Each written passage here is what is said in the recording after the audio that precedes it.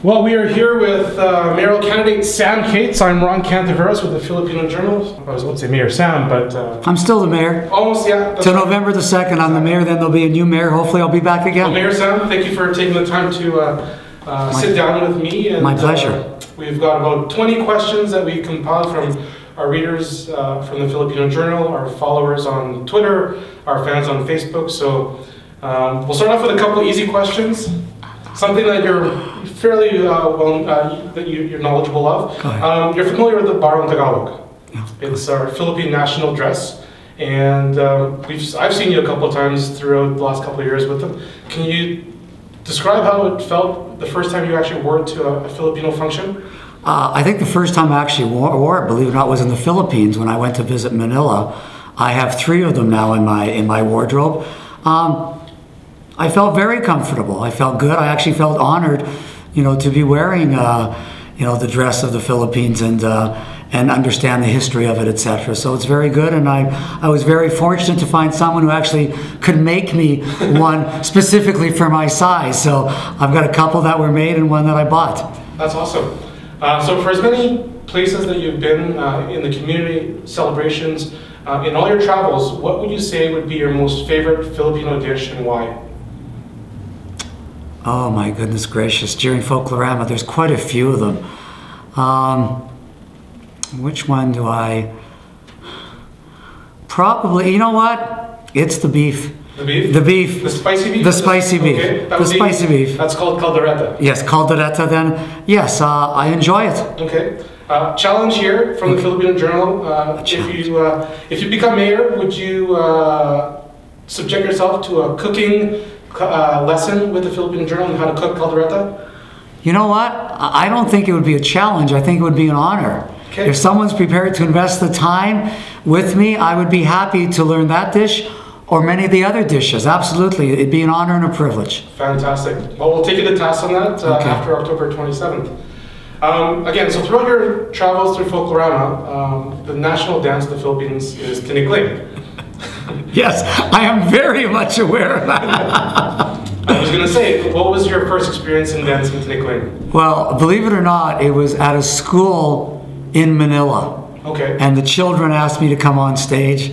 I was there with a group from Winnipeg, where there actually Councillor Pactican was on this trip, and we were both invited to go up there, and of course we did, and it was an enjoyable situation. And fortunately, after the experience, I was still walking, which was a major task.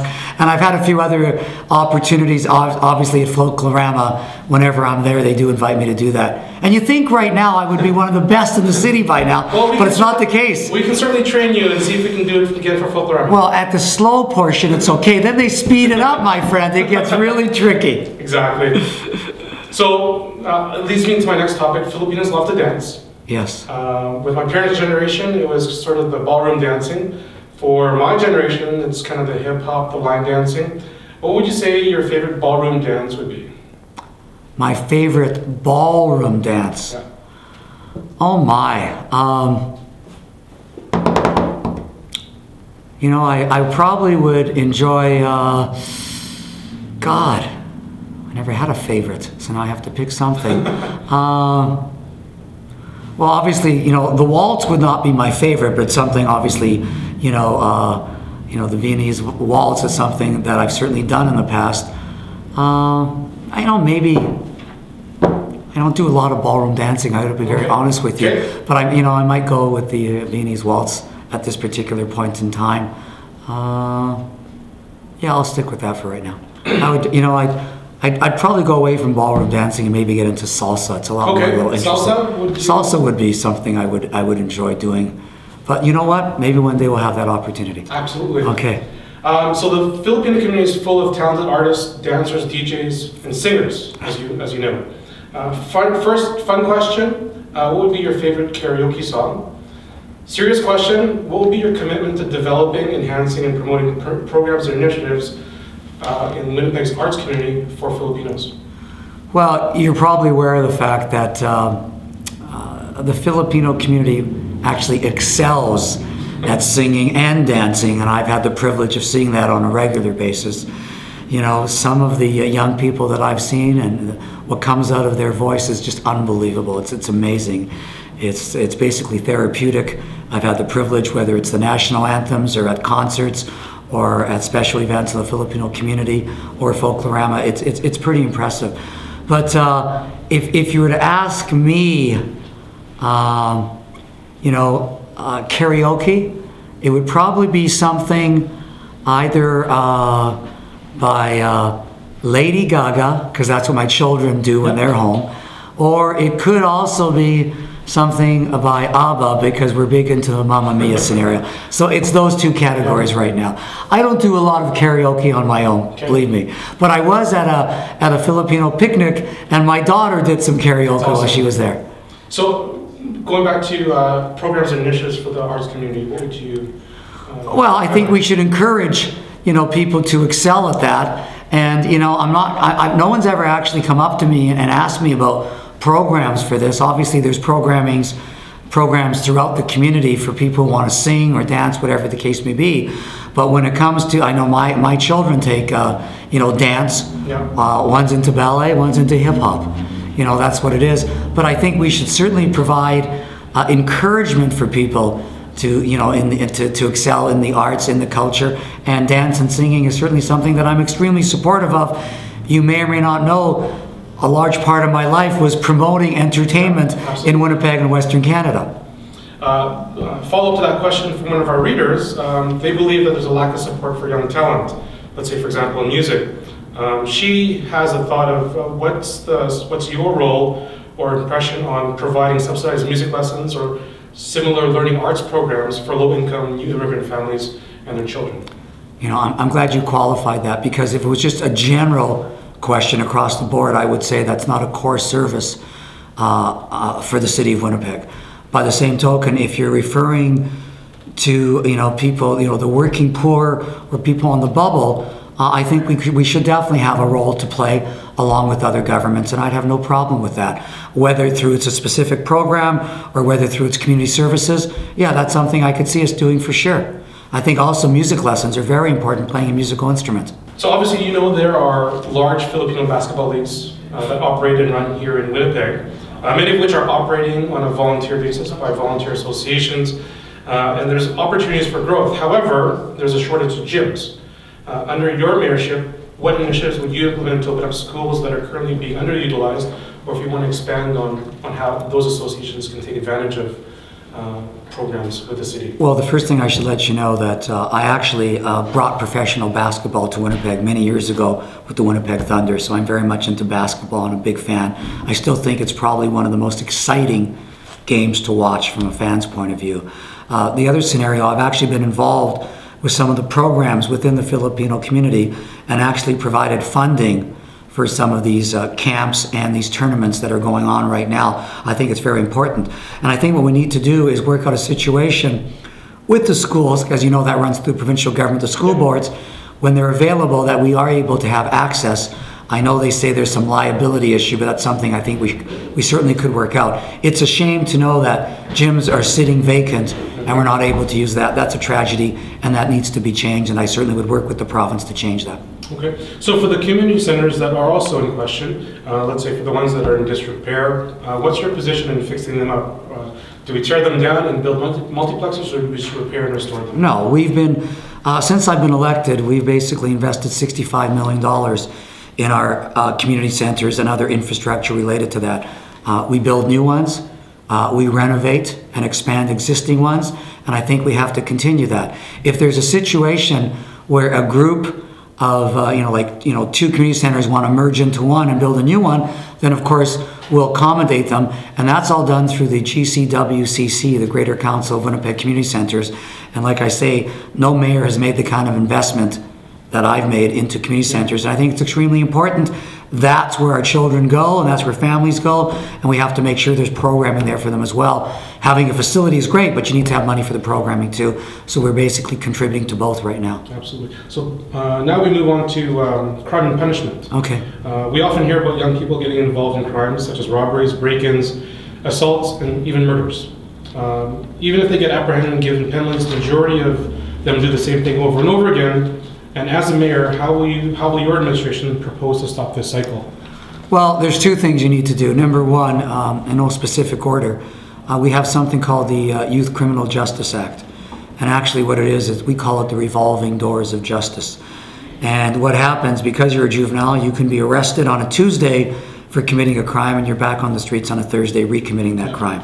So one, I've gone to Ottawa to lobby for changes to the Youth Criminal Justice Act as well as the Criminal Code. Two, there are some children who haven't really been given the opportunity. You don't know what someone's going through unless you're walking in their shoes. And we also need to provide that opportunity for children to, if they're out of school, to get back into school, to try and get an education, if not, at least get a training. Sometimes training for a job can be just as good as an education. And we also have programs through other not-for-profit organizations that we fund so the kids have a place to go and they can get their life back on track. I think it's up to us to provide that opportunity. God willing, some of them will see that there's a better way and follow the right road. Some of them are going to resort to where they were and eventually they'll end up in prison. Filipino parents understand and value education quite highly. There are many schools in Winnipeg, namely in the central northwest regions of Winnipeg, with large populations of Filipino students. What initiatives or plans would you look at to either strengthen existing community scholarship programs for Filipino students? And secondly, what would your thoughts be on adding Philippine or Philippine Canadian history to those schools that have large Filipino populations? You're probably aware of, when it comes to education, that's not part of the mandate of the City of Winnipeg. That's totally under the province of Manitoba and of course the school boards. By the same token, it doesn't mean that we don't have a role to play, and I can tell you that as mayor I've been extremely active in providing scholarships for students. I've done it through Hot 103 and Ace Burpee. We've done scholarships. I've done it through Reverend Harry Lahotsky and other organizations as well. So from my point of view, I was brought up with parents who were landed immigrants as well, and I was a landed immigrant. And they basically said, number one, you need to get an education, and both my brother and I did that. So I think there's a great similarity between the Filipino community and what my parents were telling us we had to do when we were children.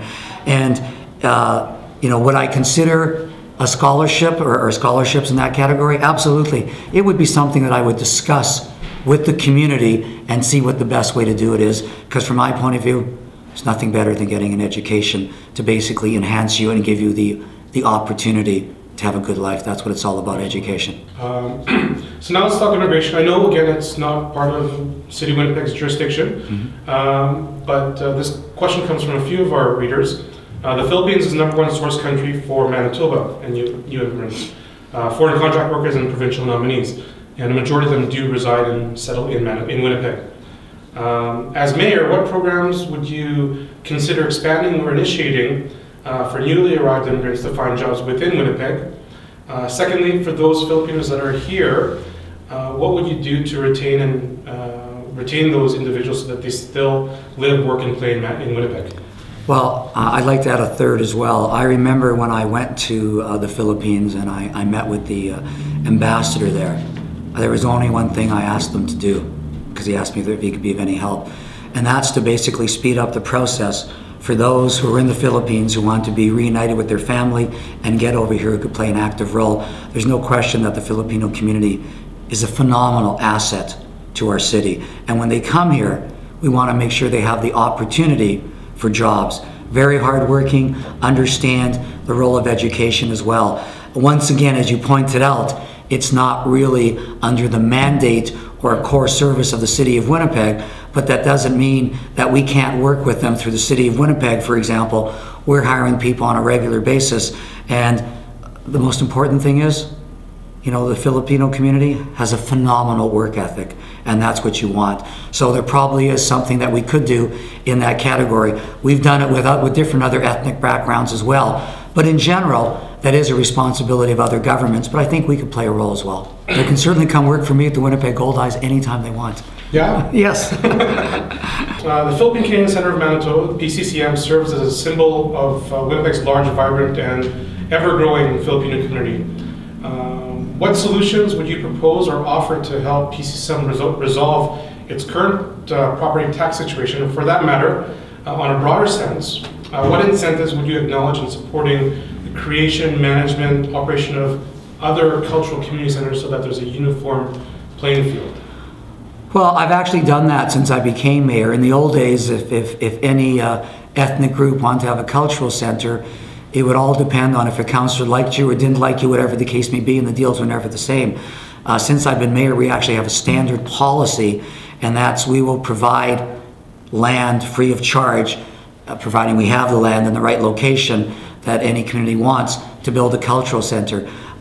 You're probably aware of the fact that my dear friend, Councillor Michael O'Shaughnessy, played a major significant role in making that facility become a reality, and I'm glad he did, and there's no question the city did the right thing.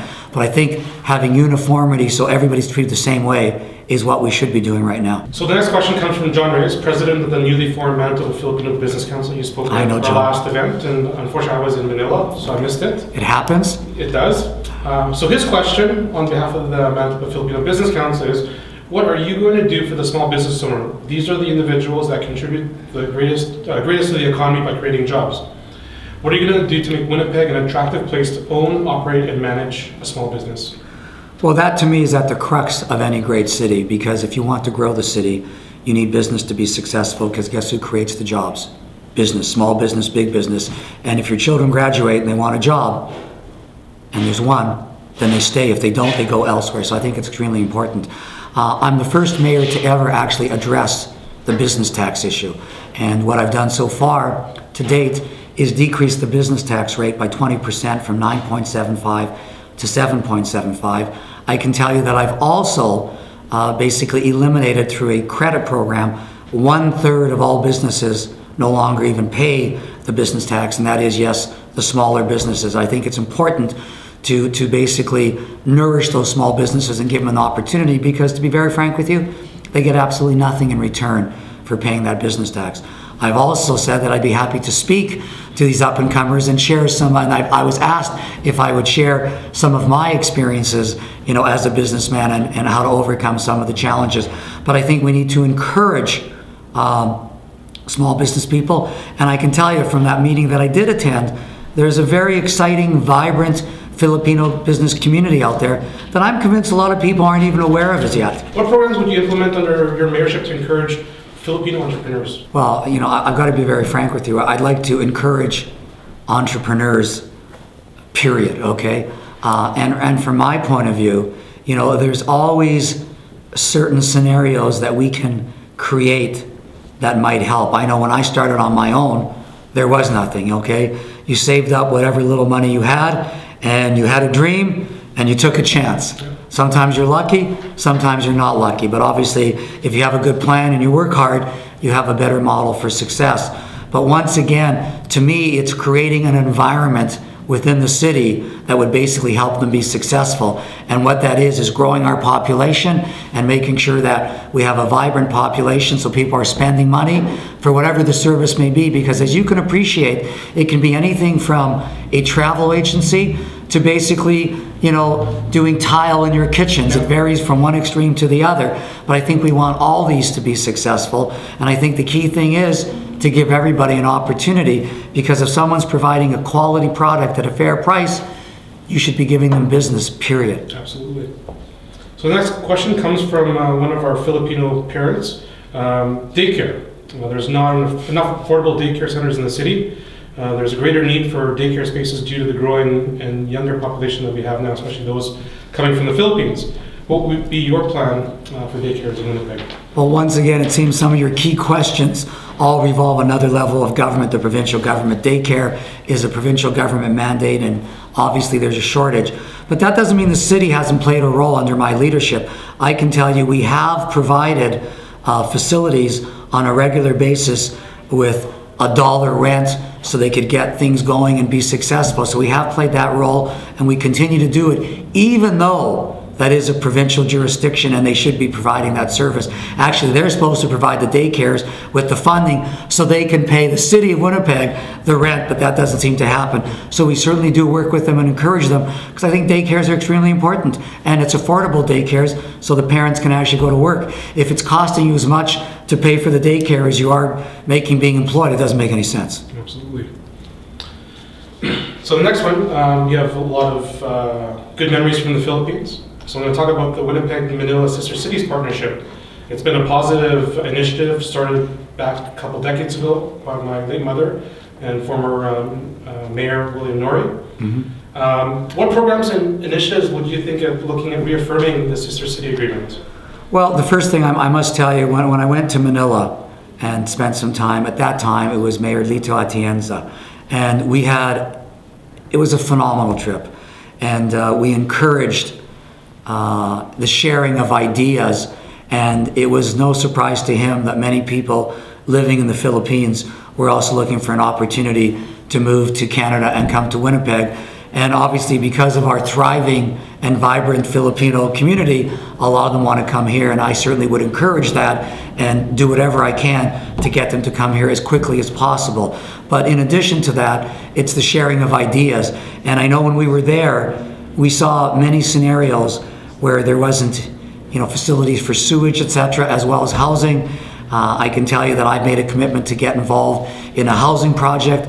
I hopefully will be going there in January of 2011 to work on a housing project there. I've obviously discussed with my good friend Larry Vicker on some of the projects he's working on, but I did say to them we could help them when it comes to sewage, because you saw people living right next to raw sewage areas, which we all know is not a good thing for anything. So maybe we could help them with that situation, and maybe they could help us driving, because I'll tell you what, I could never drive in Manila in my life. How they do that, 3 lanes merging to 5 lanes merging to 4. They don't have lanes. It's absolutely phenomenal. But I've never seen a situation where people could drive there. And I'm proud to say and ecstatic to say that the time I spent there, I wasn't witness to an accident. How they do that amazes me. So can we expect, if re-elected mayor, you'll invite the current mayor, Lim, to Winnipeg?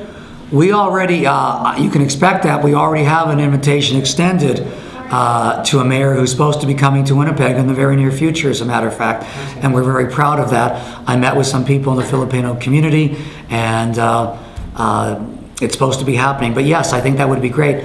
I was there in the past, and I would be prepared to go back as well. Going back to sort of the Sister City Exchange, Civic Exchange, obviously you heard about the hostage taking in Manila that happened earlier this year, quite a tragic event. And there are Filipinos in the Winnipeg police force. What are your thoughts on a civic exchange between police forces from Winnipeg and Manila? Well, it's interesting, you bring that up, because our first mission there was basically to provide computers and books for the children in the school. And that's what we're all about, as well as to look into the housing component. You're talking about, if you're talking about the Winnipeg Police Service, that's something that would have to be discussed with the Chief of Police. I don't have the power to make those kind of decisions. It's something I could certainly share with the police, and if they think that's something they'd want to do, or maybe add expertise, we could certainly do that. I can tell you that expertise from the Winnipeg Police Service has been shared worldwide, and if they certainly want that in the Philippines, Manila, wherever the case may be, we'd certainly be open to that, no question about that. And I certainly would encourage us to have more Filipino police officers. I'd like to have both men and women Filipino police officers. I think would be a very positive scenario for our city. Now we look at some of the city committees. The Citizens Equity Committee, which was created back in 2001. With the larger immigration populations in Winnipeg, can we expect a larger role for CEC in understanding community issues beyond sort of the 2 hosted community forums?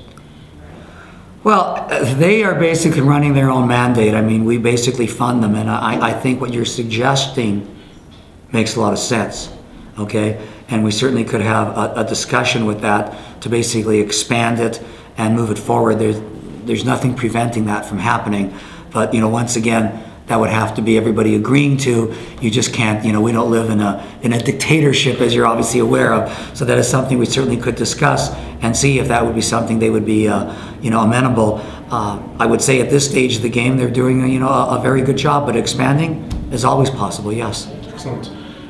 When it comes to civic issues, what would be your 2 priorities as mayor in this campaign? Technology, arts, education, health, safety, police force, youth, housing, roads, infrastructure, immigration, or Any ones that I might have missed? Well, some of the ones you missed, I don't have a lot of control over. Immigration. I would very much like to broaden, the immigration aspect. And as you know, the majority of our growth today in Winnipeg and in Manitoba is coming from immigration. But since that's not within my power, there's no question safety is definitely one of the top issues, as well as infrastructure. I can tell you when it comes to the arts, we made considerable, we're right now in 2010, we are the cultural capital of Canada, and we're very proud of that. And we've increased our funding to the arts since I've been mayor by 50%. So there is a very strong commitment there. But I think as far as some of the core services, fixing our roads, our bridges, our sidewalks, our community centers, and making sure that people are safe would be right up there, no question about that. So as mayor, can we expect more social media participation initiatives to engage younger Winnipeggers through, let's say, Facebook or Twitter? Or can we expect to see 311 consider services and engaging the community over Facebook or Twitter?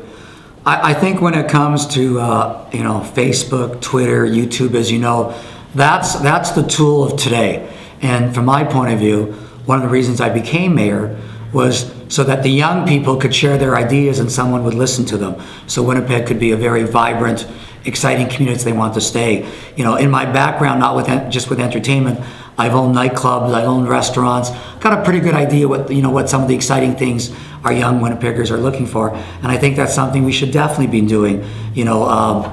Facebook, Twitter, no question about that. We're doing that right now. During the election, I think it's something that should definitely continue. That's how young people communicate today. End of story. So you know what? You better get on the bandwagon and get on quick. Kind of a broad question from one of our readers, and we tried getting some more information, but she wanted to know, what's your plan for downtown and affordable housing for new immigrants? Well, once again, housing is not in our mandate, but we've gotten involved in it. Only when I became mayor did we actually put a $1 million line item budget for the Homelessness and Housing Initiative, which we've been spending money on. We also provide land free of charge for housing, for infill housing, whether it's working with, Habitat for Humanity or new, immigrants who come here. As you know, they usually end up in that part of town because housing is much less, and then once they get established, they move somewhere else.